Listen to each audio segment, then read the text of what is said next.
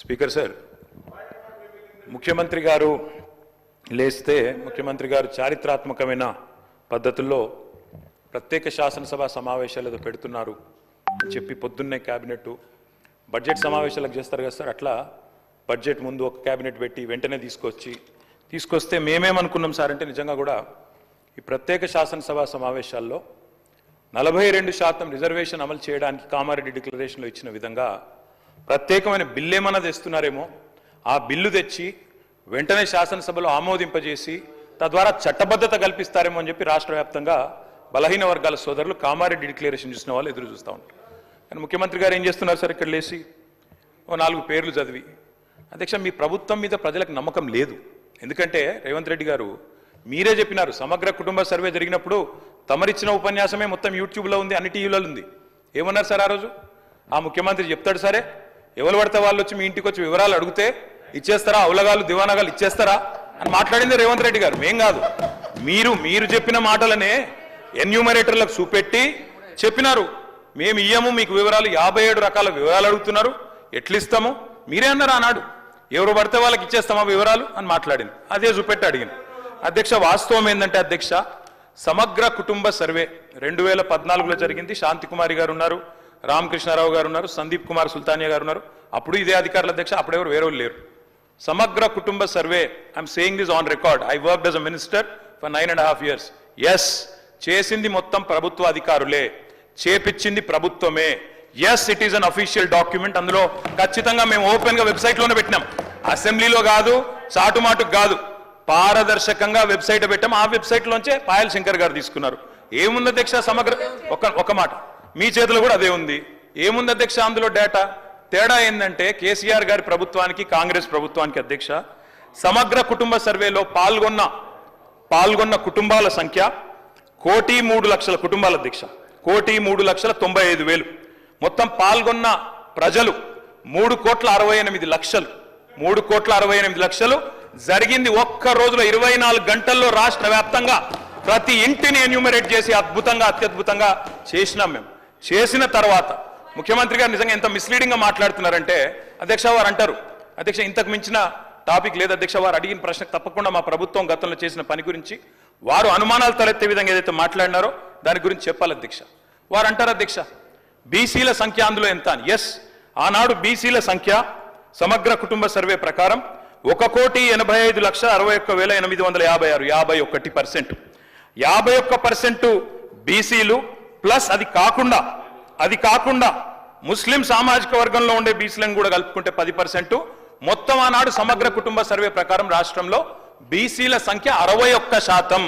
ఈ రోజు రాష్ట్ర వ్యాప్తంగా మేము మాట్లాడడం కాదు అధ్యక్ష, ఇక్కడ మా శ్రీనివాస్ యాదవ్ గారు కరెక్ట్ గా చెప్పినారు. మీ కాంగ్రెస్ పార్టీ ఎమ్మెల్సీ చెప్తున్నాడు బయట, దీన్ని తగలబెట్టండి, ఇంకా ఆయన గలీజ్గా మాట్లాడింది నా మాట అన్న, తగలబెట్టండి అన్నాడు. దీన్ని తగలబెట్టండి, ఈ నివేదికను తప్పుల తడక అని కాంగ్రెస్ పార్టీ ఎమ్మెల్సీ చెప్తున్నాడు, మేం కాదు. రాష్ట్ర వ్యాప్తంగా బలహీన వర్గాల సంఘాలు చెప్తున్నాయి. ఏమని చెప్తున్నాయి అధ్యక్ష? సమగ్ర కుటుంబ సర్వేలో 1,85,61,000 ఉన్న బీసీలు ఎట్లా 1,64,00,000 తగ్గినరు, 51% 46% ఎట్లయిందని అడుగుతున్నారు. శంకరన్న కూడా అదే అడిగింది కదా అధ్యక్ష, తప్పేం అడిగిండు? ఇక్కడ శంకరన్న ఒక్కడే అడుగుతున్నాడు అధ్యక్ష, బయట మీ కాంగ్రెస్ పార్టీ ఎమ్మెల్సీ మాట్లాడుతున్నాడు, మీరిచ్చిన స్టేట్మెంట్ను మీరిచ్చిన నివేదికను తగలబెట్టమని చెప్పిండు అధ్యక్ష, మామూలు కాదు. ఇంకొక మాట అధ్యక్ష, మేము అనుకున్నాం అధ్యక్ష శాసనసభ సమావేశం ప్రత్యేకంగా పెడితే ఇవాళ ఏం చెప్పినారు మీరు కొత్తగా?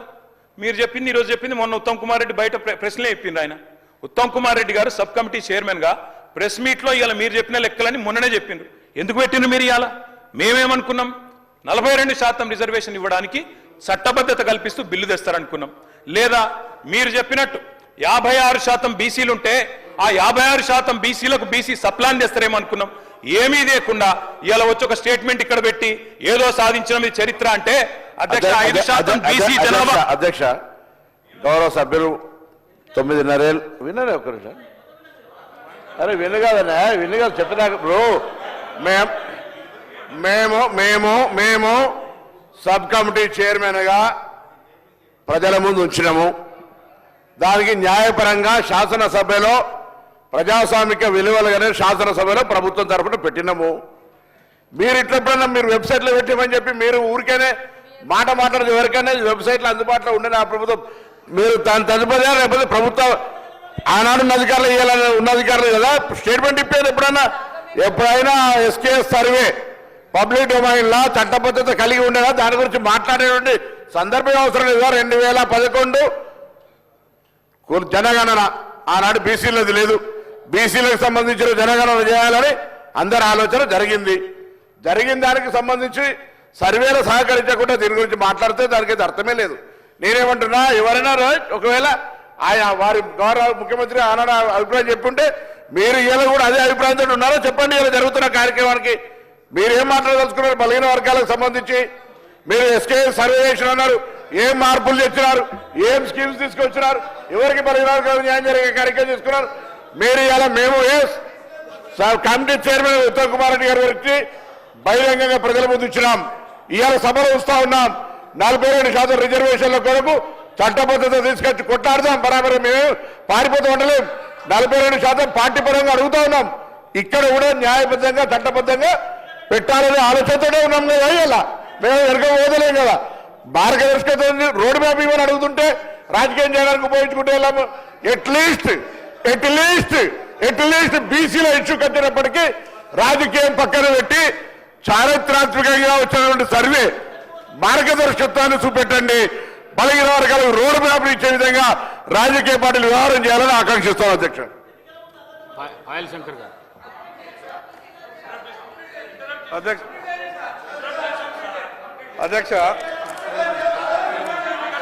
అధ్యక్ష నేను చెప్పినటువంటి అధ్యక్ష గౌరవ ముఖ్యమంత్రి గారు అధ్యక్ష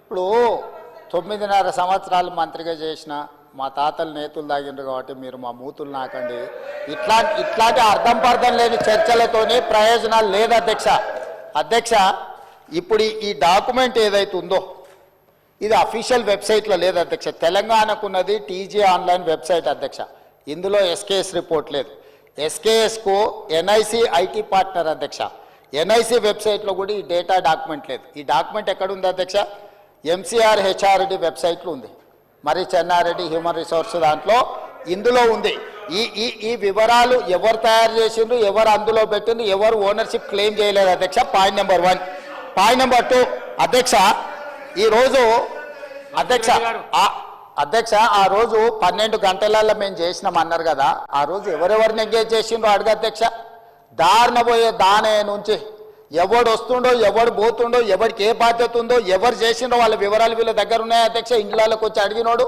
ఉదయం 7 గంటల నుంచి సాయంత్రం 7 గంటల వరకు 12 గంటల్లో ఇన్ని కోట్ల మందిని మేము చేసినామని వాళ్ళు చేస్తున్నామని చెప్పడానికి నటించి చేసిరు ఇవాళ మేము పకడ్బందీగా చేస్తే ప్రధాన ప్రతిపక్ష నాయకుడిగా ఆయన 9.5 సంవత్సరాలు మంత్రిగా చేసిన ఈయన ప్రభుత్వం మీద నమ్మకం లేదంటే ఇదే ప్రభుత్వం ఈ సభను ఏర్పాటు చేసింది ఇదే ప్రభుత్వం ఈ సభలో డాక్యుమెంట్ పెట్టింది ఎందుకు చర్చలో పాల్గొంటుంది అధ్యక్ష అసలు అర్హత ఉందా అసలు ఈ చర్చలో పాల్గొనే అర్హత ఉందా అధ్యక్ష ప్రభుత్వం మీద నమ్మకం లేదని ప్రధాన ప్రతిపక్ష నాయకుడు ప్రభుత్వం మీద ప్రజాస్వామ్యం మీద నమ్మకం లేదని సభలకు రాకపోను వచ్చిన ఆయన బర్తెగించి మాట్లాడుతుంటే నేను ఒక్కటే మాట చెప్పదలుచుకున్నాను అధ్యక్ష దయచేసి తమరికి విజ్ఞప్తి చేస్తున్నా ఈ సర్వేలో పాల్గొన్న వాళ్ళను మీరు శిక్షించాలి ఆ శిక్ష మొట్టమొదట ఈ సర్వేలో పాల్గొన్న వాళ్ళకు మీరు మైక్ ఇవ్వద్దు అధ్యక్ష సర్వేలో పాల్గొంటేనే మైక్ ఇవ్వండి దయచేసి